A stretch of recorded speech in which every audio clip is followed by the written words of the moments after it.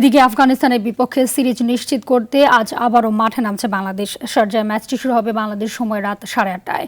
প্রথম ম্যাচে জয় পেলেও মিডল অর্ডারে ব্যর্থতা চিন্তার কারণ হয়ে দাঁড়িয়েছে টাইগারদের। এশিয়া কাপে মিডল অর্ডারে বাজে পারফরমেন্সের পর সিরিজের প্রথম ম্যাচেও চিত্র বদলায়নি।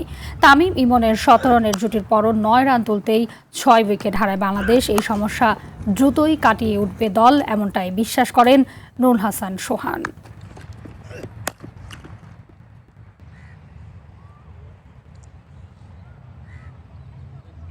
খুব অল্প সময়ের ভিতরে অনেকগুলো উইকেট আমরা হারিয়েছি। তো আমার কাছে মনে হয় যে অবভিয়াসলি এটা হয়তো টিম মিটিংয়ে আমাদের কথা হবে, এবং যেটা বললাম যে এটা আমাদের এটা দিয়ে আমরা লাস্ট অনেক দিন ধরেই স্ট্রাগল করছি এই জায়গায়।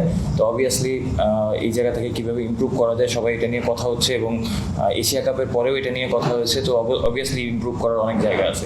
দেখেন, আমরা অবভিয়াসলি যদি বলি অনেকদিন ধরে ক্রিকেট খেলতেছি, বাট আমরা এরকম ক্রুশিয়াল সময় হয়তো আমাদের মাইন্ড সেট আপের জন্য অনেক সময় আমরা ফেল করি। তো অবভিয়াসলি আমার কাছে মনে হয় উইকেট সেমই ছিল। ইমন এবং তামিম খুব ভালো একটা স্টার আমাদের দিয়েছে। আমরা হয়তো একটুখানি আমাদের ভিতরেই ডাউট শুরু হয়েছিল, যেহেতু স্পিন বোলিং তারা দুইজনই ওয়ার্ল্ড ক্লাস। বাট আমার কাছে মনে হয় যে স্কিলের থেকে আমাদের মেন্টালি এই জায়গাটা ইমপ্রুভ করার আরও জায়গা আছে।